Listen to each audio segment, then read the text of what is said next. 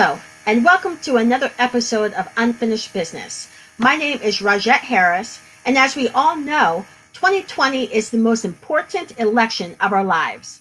We are less than 50 days out from Election Day on November 3rd. We, as voters, have the power to decide what path our state and our country will follow for generations to come. So it is very important that all of our voices are heard on the November 3rd election. During the 2020 campaign and throughout his presidency, Donald Trump has been like an electoral black hole, a political force so strong that nothing has been able to escape its pull, regardless of how big or small the problem has been. Much of his disruption of the political space can be attributed to the president's own addiction to the spotlight and his love of controversy, even when it's unflattering. No scandal, resignation, or tell our book revelation has been too small or too damaging for this president to resist weighing in on himself and feeding the flames. At the same time, his campaign has been unable to press a consistent narrative against Mr. Joe Biden, former vice president.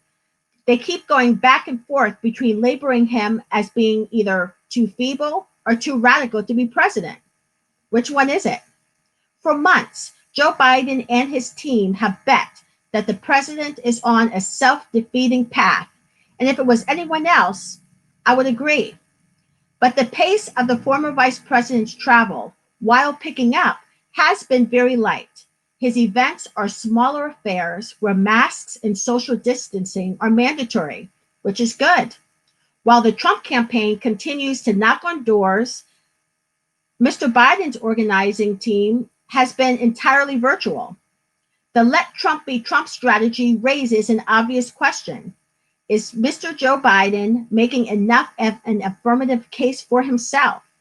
And in a year dominated by such a polarizing president, does it even matter?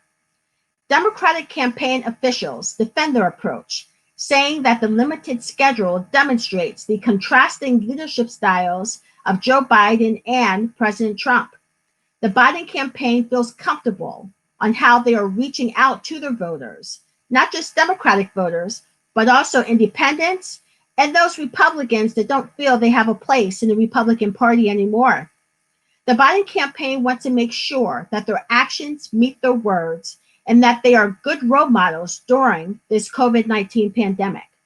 The Biden campaign points out that people will die because of the kinds of unmasked mass rallies being held by the Trump campaign. The Trump campaign has countered and defended the president's campaign events by criticizing the racial justice protests.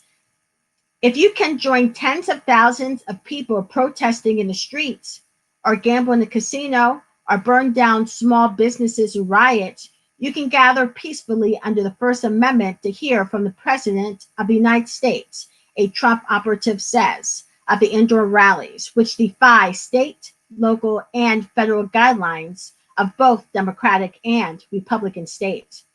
But Mr. Biden, too, could be courting danger by not being present on the campaign trail. If he wins, a new Biden administration will have to push its agenda through Congress, a difficult task that could be made even harder if he squanders the opportunity to build support for his plans during the campaign.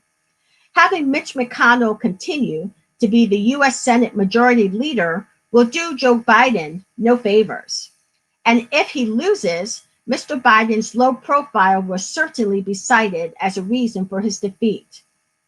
But whether or not the Democratic strategy proves to be correct, it certainly reflects the reality of this race. Barring a dramatic event that fundamentally reshapes the race, this two-man contest is all about one.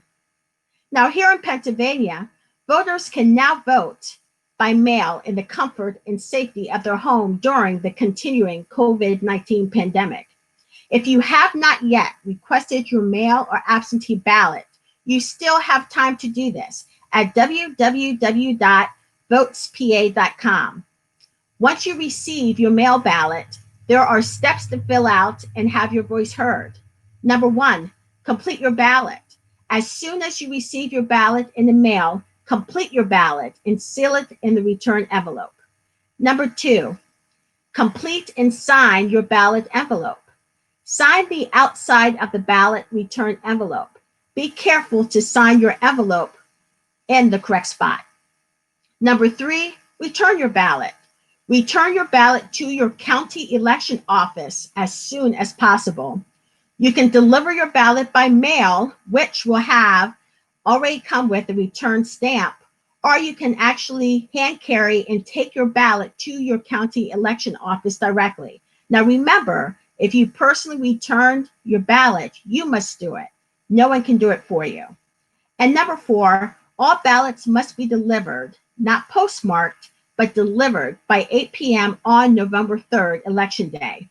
You can track the status of your ballot from the time you request it until it is received by your county election office.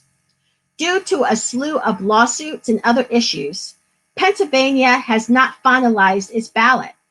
None of Pennsylvania's counties were able to start sending out ballots to voters this past Monday, September 14th, the first day the critical battleground state was allowing counties to do so. We here at Unfinished Business will keep voters up to date with the more current voting information. But remember, change starts at the voting box, but it does not end there. We must keep all of our elected officials, regardless of party, accountable. Thank you for joining us tonight, and we look forward for you joining us next week on Unfinished Business. Thank you.